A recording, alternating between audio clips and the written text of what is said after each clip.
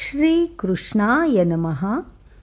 अभयं सत्त्वसंशुद्धिर्ज्ञानयोगो व्यवस्थितिः दानन्दमश्च यज्ञश्च स्वाध्यायस्तप आर्जवम्. अभय पहिला दैवी गुण. कृष्ण पहिल्यांदा भीती दूर करतात, कारण भीती असली की आध्यात्मिकता टिकत नाही.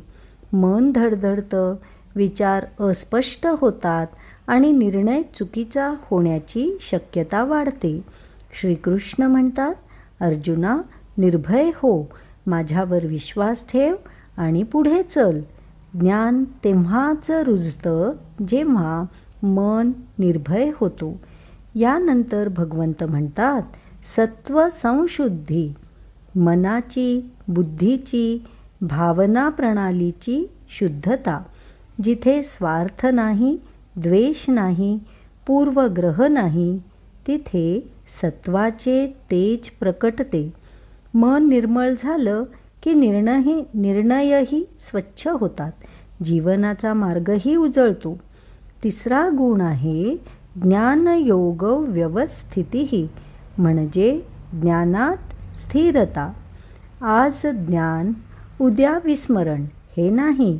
श्रीकृष्ण सांगतात की जो मनुष्य सत्यज्ञानाचा, आत्मज्ञानाचा मार्ग सातत्याने पाळतो, मनाला पुन्हा पुन्हा एकाग्र करतो, तो दैवी मार्गावर आहे. स्थिरता हीच आध्यात्मिकतेची मूळ परीक्षा. पुढचा गुण आहे दानम. दान म्हणजे फक्त पैसा देणं नाही, मनातील उदारता, एखाद्याला दिलासा, एखाद्याला वेळ, एखाद्याला समज, हेही दानच. जिथे मीपणा कमी होतो तिथून दैवत्व वाढायला लागतं. दम, इंद्रियांचा संयम, हा आहे पुढचा गुण. आवड, राग, स्पर्धा, तुलना या सर्व भावनांना लगाम लावणं. श्रीकृष्ण सांगतात की संयम नसला तर माणूस बाहेरच फिरत राहतो, अंतर्गत प्रवास सुरू होत नाही.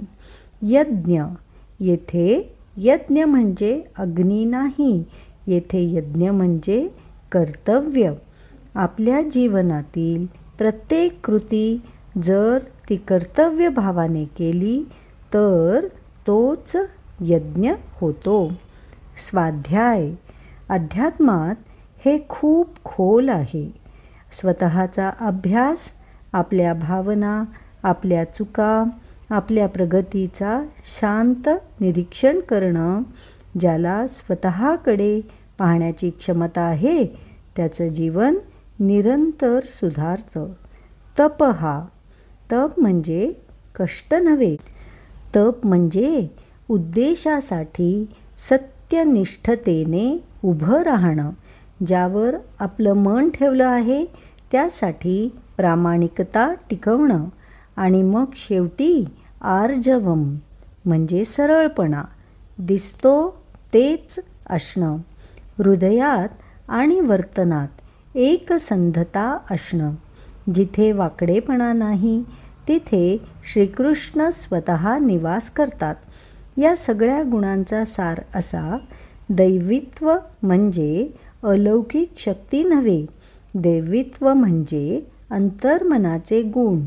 जेव्हा आपण निर्भय होतो, मन निर्मळ ठेवतो, ज्ञानात स्थिर राहतो, दान दमाचे पालन करतो, कर्तव्यरूप यज्ञ करतो, स्वाध्याय करतो आणि सरळ राहतो, तेव्हा आपले जीवन दैवी मार्गावर चालायला लागतं. हा श्लोक सांगतो, दैवी गुणांची सुरुवात बाहेर कुठे होत नाही, ती आतल्या मनातूनच सुरू होते. श्रीकृष्ण शरणम मम.